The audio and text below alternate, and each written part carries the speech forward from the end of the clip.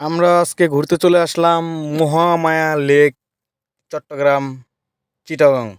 এখানে অনেক সুন্দর একটা দৃশ্য আছে, লেকের পার। সেখানে আমরা যাইতেছি ম্যাডামকে নিয়ে। চলুন যাই। স্যার ম্যাডাম সবাইকে নিয়ে আসছি আমরা এখানে ঘুরতে, দেখি যাই কি হয়। চলেন, পাহাড়ে উঠতেছি। ম্যাডাম আসেন।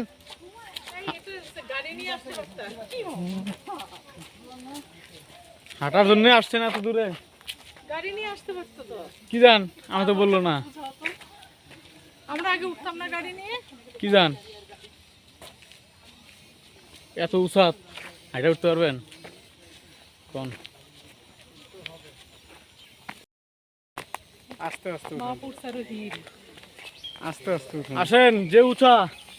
আর উপরে যেতে হবে আমাদের। আমার স্যার উঠতে পারে না, দেখেন কিভাবে ঠেঙ্গে ঠেঙ্গে হাঁটতেছে। সে আমাকে লাস্টে পিছন থেকে টেনে ধরছে। তারপর ওই যে উঠেন, আসেন, ওই যে পাহাড় দেখা যায়, দেখি যাই।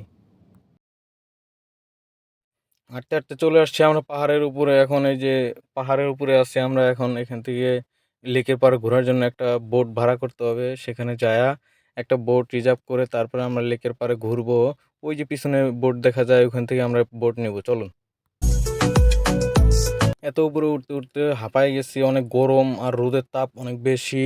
সেখান থেকে আবার এই যে রোদ্রের মধ্যে বোট দিয়ে ঘুরতে হবে, তাও অনেক মজা। কারণ এখানে ভিউটা এত সুন্দর, সেটা আপনাদের বলে বোঝাতে পারবো না। যদি কেউ আসতে চান তাহলে এখানে একবার এসে ঘুরে যাবেন। আর এই পুকুরে অনেক মাছ। পুকুর না, এটা আর কি বিল, লেকের পার বলে সেটা। এই যে এখান থেকে আমরা এখন বোট ভাড়া করতেছি। ওই যে আমার বড় ভাই একজন আছে, সে আলাপ করতেছে ওই ম্যানেজারের সাথে কিভাবে একটা বোট নেওয়া যায়।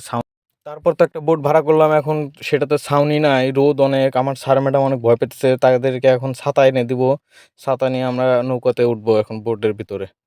বোটে চললাম, এখন স্টার্ট করবে সে।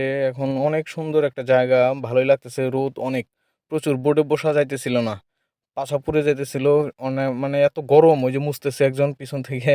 মানে কি বলবো, অনেক সুন্দর আর কি। রোদ্রে কষ্ট করে এই যে বোট স্টার্ট করছে। এখন আমরা চলতেছি, সেখানে দেখি কি হয়। ঝর্ণা দেখবো, তারপর ওই আমরা একটু ঘুরে দেখবো। আমার ওই যে স্যার ম্যাডাম আছেন, আপু আছেন, তাদের। বোটটা অনেক গরম হওয়াতে ম্যাডাম বসতে পারতেছিল না, আপু বসতে পারতেছিল না, তাদের অনেক কষ্ট হচ্ছিল। তারপরে আমরা সেভাবে মুছে মুছে চলে গেলাম। ঠান্ডা ঠান্ডা নাই, তবু ওই যে পানি পানি দিয়ে মুছলাম। মুছে তারপর যাইতেছি। ওই যে কত সুন্দর একটা জায়গা, কত সুন্দর, ভালোই লাগছিল। তারপর আমরা সেখান থেকে ঘুরে ঘুরে যাব আমরা এখন ইয়াতে, ঝর্ণা দেখতে। চলুন যাই, দেখি ঝর্ণাটা কেমন হবে, হয়তো অনেক বড়।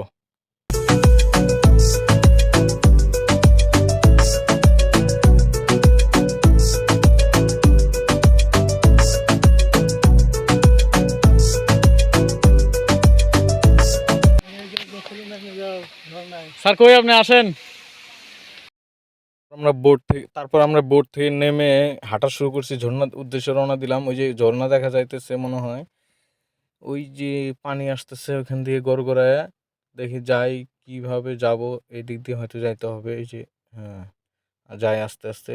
ও সুন্দর, কত সুন্দর একটা জায়গা, ভাই রে ভাই, দেখলেই মন ভরে যায়। কিন্তু ঝর্ণাটা অত ছোট কেন? দেখি যাই, সামনে আগাই।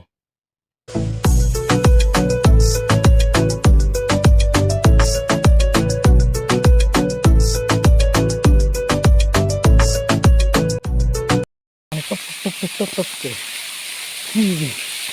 টপ টপ টপ টপ টপ টপ করে। অবশেষে ঝর্ণা দেখতে পেলাম, কিন্তু ঝর্ণাটা এত ছোট দেখে আর মন ভরলো না। আশেপাশে জায়গা কম, কিন্তু পাহাড় পাহাড় আছে অনেক বড়। ভাবতেছি পাহাড়ে প্রস্রাব করে দিচ্ছে নাকি, এমন মনে হইতেছে। অল্প অল্প পানি পড়তেছে। যাক, বৃষ্টি বাদলের দিন নয়তো, রোদ অনেক, হয়তো পানি নাই উপরে, এই জন্য এরকম। তারপর আমরা ঝর্ণা দেখা শেষ করলাম আস্তে আস্তে। আমি আমি তারপর ওখানে গোসল করলাম। ওই ঝর্ণাতে ঝর্ণাতে গোসল করে তারপর ওখান থেকে ব্যাগ হয়ে চলে যাব এখন।